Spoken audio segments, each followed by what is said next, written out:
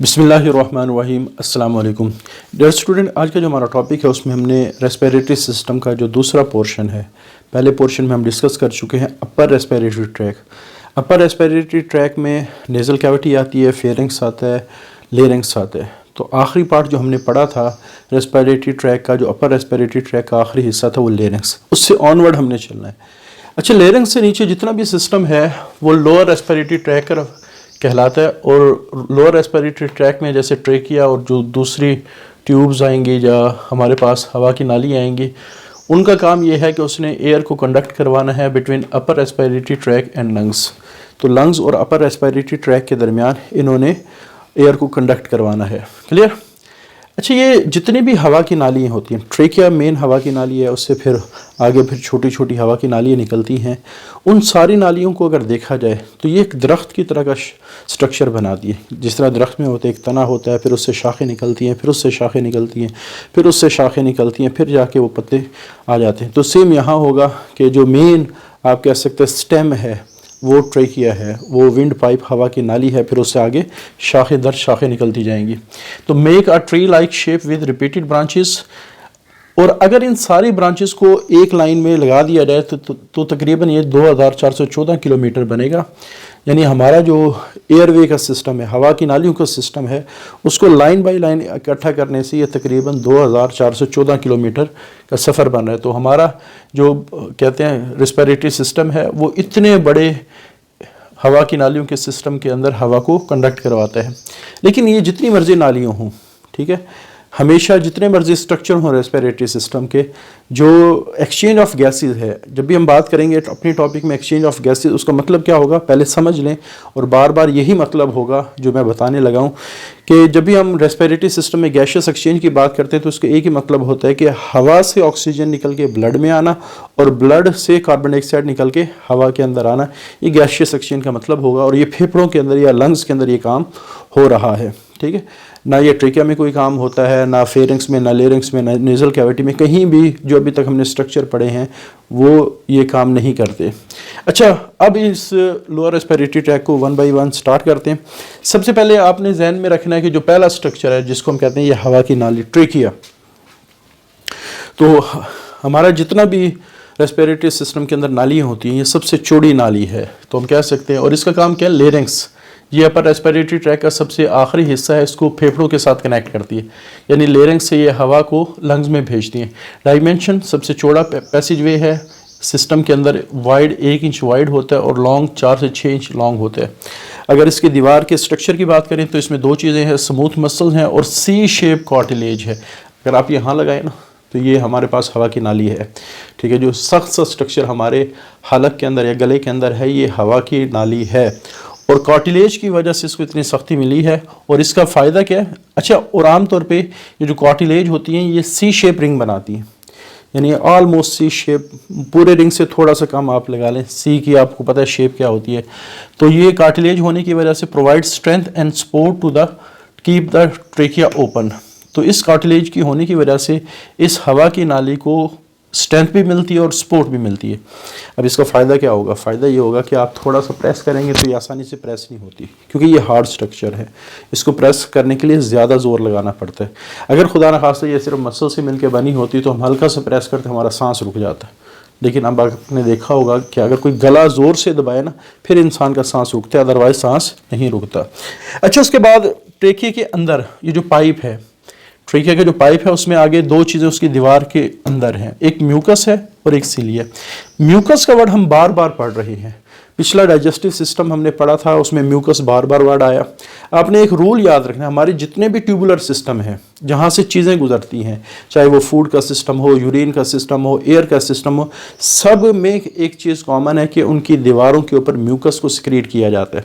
Mucus एक लेसदार मादा है। इसका फ़ायदा क्या होगा कि जो चीज़ें अंदर मूव कर रही हैं वो दीवारों को नुकसान ना पहुँचे। जैसे हमने सांस लिया, उसके साथ धुआं के पार्टिकल चले गए तो वो दीवारों को नुकसान ना पहुँचाए, तो म्यूकस प्रोटेक्ट करते हैं।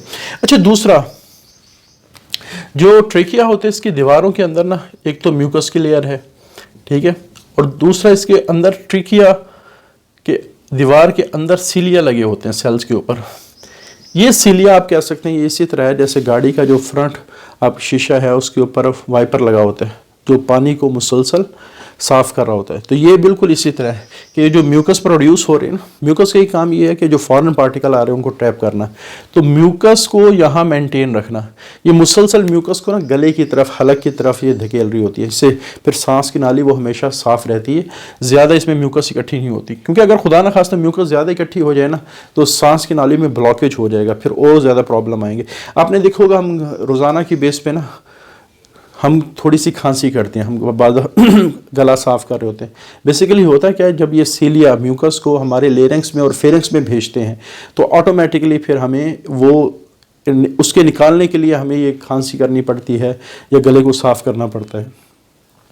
तो ये सीलिया क्या करे, तो जो ज़्यादा म्यूकस हो रही है उसको हलक की तरफ या गले की तरफ भेज रहे हैं। फिर वो जो मटेरियल हलक या गले में आएगा उसको हम या तो निगल लेते हैं, हमारी खुराक की नाली में चला जाता है, या उसको बाहर निकाल देते हैं। ये तो इंसान मुख्तलिफ कंडीशन में होता है, बाज़ दफ़ा उसको निगल लेता है, बाज़ दफ़ा उसको बाहर निकाल देते हैं। ठीक है, तो सीलिया क्या करते हैं, प्रोपेल द फॉरेन पार्टिकल्स, कि वो फॉरेन पार्टिकल्स जो म्यूकस वगैरह के अंदर फंस गए हैं तो म्यूकस समेत इनको बाहर निकालते हैं और टुवर्ड द फेरेंक्स, और फेरेंक्स की तरफ भेजते हैं।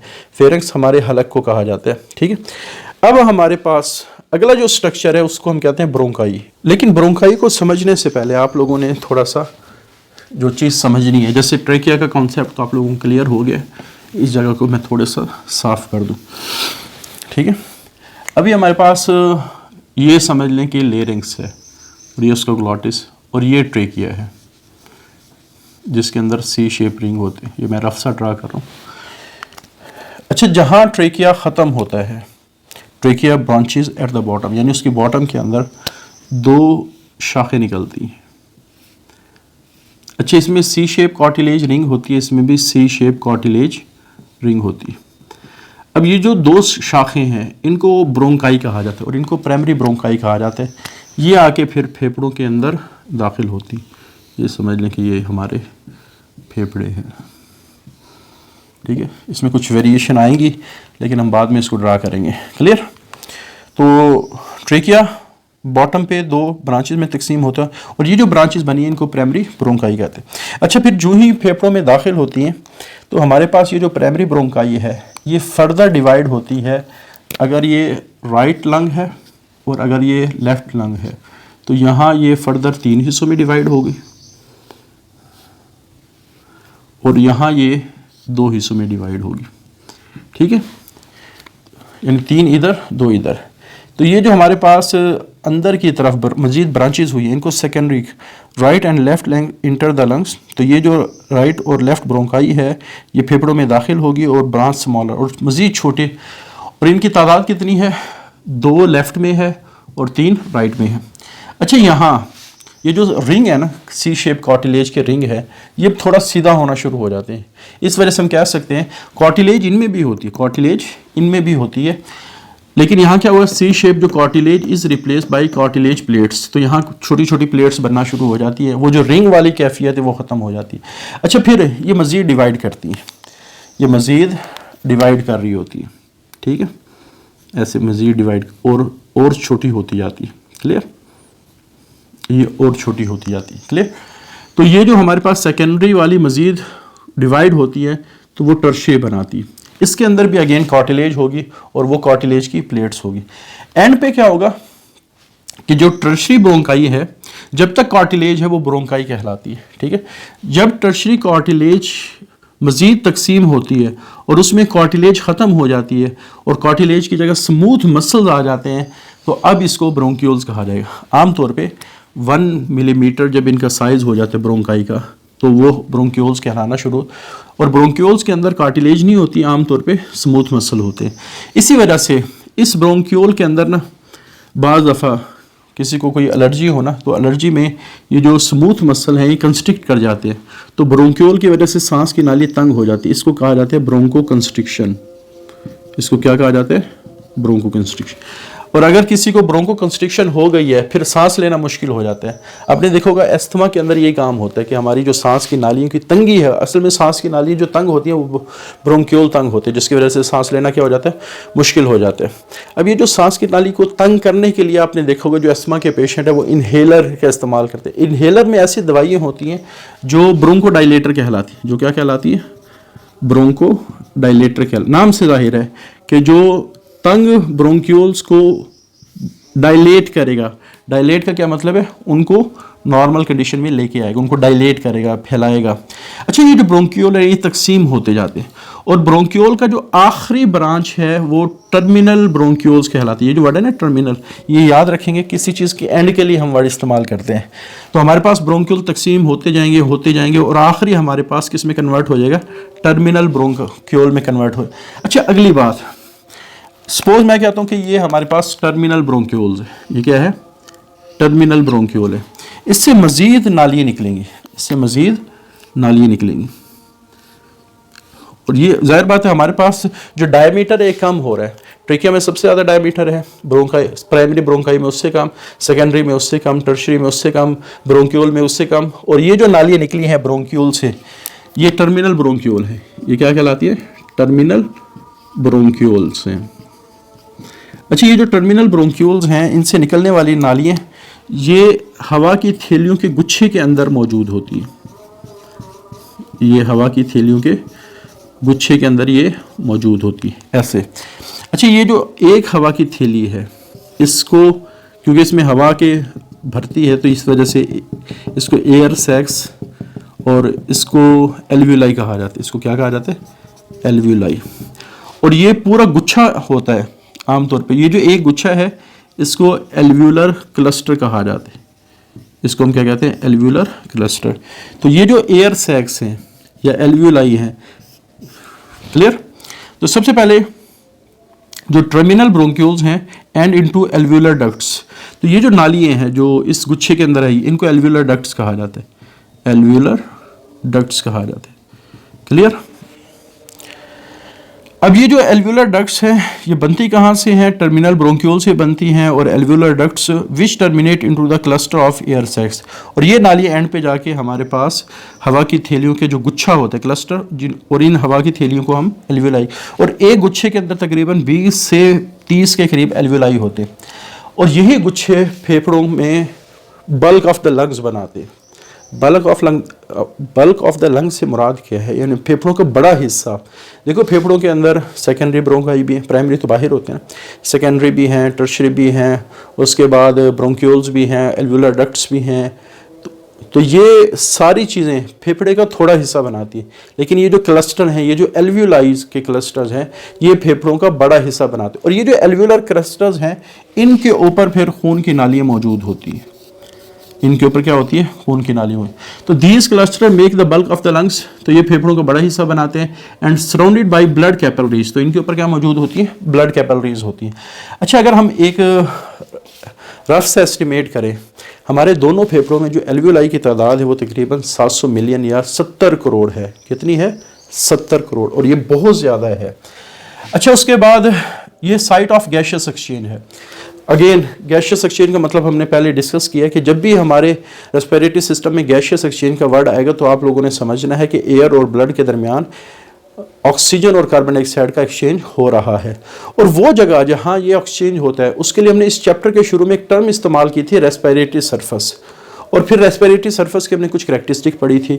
It should be thin, it should have blood supply, it should be, आप कह सकते हैं, moist, it should be air ventilated. तो ये सारी हमने करैक्टरिस्टिक पढ़ी थी रेस्पिरेटरी सरफेस की। तो आप ये समझ लें कि ये जो एल्व्यूलाई है ये वो सरफेस प्रोवाइड करती है और ये बहुत ही ज़्यादा बारीक होती है।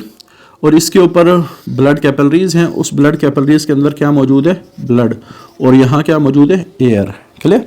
और ये बारीक होने की वजह से यहाँ से आसानी से ऑक्सीजन और कार्बन डाइऑक्साइड का ट्रांसफ़र हो रहा होता है। तो हम कह सकते हैं एल्व्यूलाई इज़ मॉइस्ट। एल्व्यूलाई जो बना होता है उसकी दीवार बहुत ही ज़्यादा बारीक है, एपिथेलियम, और इसका साइज़ कितना है, 0.1 माइक्रोमीटर। और ये रेस्पिरेटरी सरफेस, और जब भी रेस्पिरेटरी सरफेस का वर्ड आएगा तो ऐसी सरफेस को कहा जाएगा जहाँ गैसियस एक्सचेंज होगा बिटवीन एयर एंड ब्लड। चूँकि फेफड़ों का काम ऑक्सीजन ब्लड को देना है और ब्लड से कार्बन डाइऑक्साइड लेना है, ये फेफड़ों का ओवरऑल फंक्शन है जो हमने शुरू में डिस्कस किया था कि जो लंग्स हैं वो गैसियस एक्सचेंज करवाते हैं। लेकिन फेफड़ों में वो जगह जहाँ गैसियस एक्सचेंज हो रहा है उन छोटे छोटे यूनिट को एल्वियोलाई कहा जाता है, यानी फेफड़ों का काम इन एल्वियोलाई की वजह से हो रहा है। तो इस वजह से हम कह सकते हैं कि जो फेफड़ों ने फंक्शन परफॉर्म करना है गैशियस एक्सचेंज का, वो ये यूनिट परफॉर्म करे। इस वजह से हम कह सकते हैं कि alveoli are the functional unit of lungs, और ये वो जगह where gaseous exchange takes place. उसके बाद इसकी इंपॉर्टेंस क्या है, ये बहुत ज़्यादा तादाद में होना, फिर गैशियस एक्सचेंज अच्छे अंदाज में होते हैं। इसकी मैं छोटी सी मिसाल देता हूँ। जैसे मैं कहता हूँ कि ये एक हमारे पास एल्वियोलाई है, जैसे तो ये गोल होते हैं, मैंने समझाने के लिए इसको स्क्वायर ड्रा किया। अगर ये एल्वियोलाई बड़ा हो और दूसरे केस में एल्वियोलाई छोटे छोटे हों, तो क्या ख्याल है किस केस में गैसियस एक्सचेंज ज़्यादा होगा? तो बज़ाहिर तो इस तरह लग रहा होगा कि यहाँ हवा चूँकि ज़्यादा आएगी तो गैसियस एक्सचेंज ज़्यादा होगा, हालांकि रूल ऐसे नहीं है। आपने जहन में रखना है कि जितनी एल्वियोलाई की दीवारें होंगी उतना ही उनके ऊपर ब्लड वेसल होगी। जैसे यहाँ सिर्फ 4 तरफ ब्लड वेसल हैं, लेकिन यहाँ देखिए यहाँ कितनी सारी ब्लड वेसल्स होंगी, ठीक है, ब्लड वेसल्स। अब इस केस में क्या होगा कि जो किनारे वाली हवा है वो तो गैशियस एक्सचेंज कर रही होगी, लेकिन जो दरमियान वाली हवा है वो गैशियस एक्सचेंज नहीं कर सकती, ठीक है। लेकिन अगर इसको हम यहाँ ड्रा करें तो दरमियान वाली हवा भी गैशियस एक्सचेंज कर सकती। अगर इसको मज़ीद डिवाइड कर देते तो ये वाली हवा भी गैशियस एक्सचेंज कर सकती है। क्लियर? तो इसका मतलब ये है कि जितनी ज़्यादा आप इसको डिवाइड करते जाएंगे गैशियस एक्सचेंज ब्लड और एयर के दरमियान ज़्यादा हो। इस वजह से हम कह सकते हैं कि एल्वियोलाई के छोटे और बहुत ज़्यादा होने की वजह से तादाद में प्रोवाइड ह्यूज टोटल सरफेस, के बहुत ज़्यादा सरफेस एरिया मिल जाता है गैशियस एक्सचेंज के लिए, ठीक है। और फाइनली हो क्या रहा कि जब हम सांस लेते हैं, सांस लेने को इंस्पायरेशन या इनहेलेशन कहा जाता है, ठीक है। अब होगा क्या, जब हम सांस लेंगे तो सांस लेते वक्त हवा इन एल्वियोलाई के अंदर आएगी, एल्वियोलाई फूलेंगे जिनकी वजह से ओवरऑल फेफड़े फूलते हैं और हमारा सीना भी फूलता है। क्लियर? अच्छा, जिस वक्त हवा यहाँ आ जाएगी तो हवा जो ब्लड क्या करेगा वो ऑक्सीजन को एब्जॉर्ब कर लेगा और ब्लड क्या करेगा CO2 को रिलीज कर देगा। यानी गैशियस एक्सचेंज का मतलब क्या है, ऑक्सीजन का ब्लड में आना और CO2 का हवा में जाना, ठीक है। तो यही मतलब है कि जब एल्वियोलाई फिल्ड विद एयर, कि जब एल्वियोलाई हवा के साथ भर जाएंगे एंड लंग्स एक्सपेंड और लंग्स फूलते हैं, जो O2 is absorb by the blood, और ये काम डिफ्यूजन के जरिए से हो रही है। अब ये चैप्टर के शुरू में था, इस वजह से मैं अक्सर बात करता हूँ कि जब आप चैप्टर स्टार्ट करें या पढ़ना तो उसको अच्छी तरह याद करें, क्योंकि शुरू में जो चीज़ें मेंशन होती हैं आमतौर पे उन्हीं की बुनियाद पे पूरा चैप्टर चल रहा होता है। अब देखिए वहाँ हमने डिस्कस किया था कि जब भी गैशियस एक्सचेंज होगा वो डिफ्यूजन के ज़रिए से होगा, कि ऑक्सीजन जहाँ ज़्यादा है वो हमेशा उस तरफ जाएगी जहाँ ऑक्सीजन कम होगी। क्लियर? और हवा में ऑक्सीजन चूँकि ज़्यादा होती है और ब्लड में कम होती है, इस वजह से जो ऑक्सीजन है वो ब्लड से, हवा से ब्लड के अंदर आएगी। इसी तरह कार्बन डाइऑक्साइड है वो भी ब्लड से रिलीज़ होकर किस में चली जाएगी, हवा के अंदर। तो जब गैशियस एक्सचेंज होगा फिर इंसान सांस बाहर निकालता है, एक्सपायरेशन कहते हैं सांस बाहर निकाल, और जब वो सांस बाहर निकालता है तो हवा एल्वियोलाई से निकलती है, रेस्पिरेटरी सिस्टम से निकलती है और वो बाहर चली जाती है, और जब वो बाहर जाती है तो अपने साथ वो कार्बन डाइऑक्साइड भी लेके जाती है जो वो ब्लड से लेकर आई है। तो ये हमारा जो रेस्पिरेटरी सिस्टम है उसका काफ़ी हद तक पोर्शन कंप्लीट हो गया, लेकिन अगले लेक्चर में भी इसका कुछ पोर्शन चलेगा। लंग्स के को ओवरऑल हमने डिस्कस नहीं किया, अभी लंग्स के अंदर पाए जाने वाले स्ट्रक्चर को डिस्कस किया, लेकिन उसके आगे कितनी सर्फेसिस होती हैं, उसकी सराउंडिंग में क्या होता है, उसके अंदर मेम्ब्रेन में क्या होता है, वो सारी चीज़ें अभी हमने डिस्कस करनी है। वो इंशाल्लाह अगले लेक्चर में डिस्कस करेंगे। आज के लिए इतना ही, अल्लाह हाफिज़।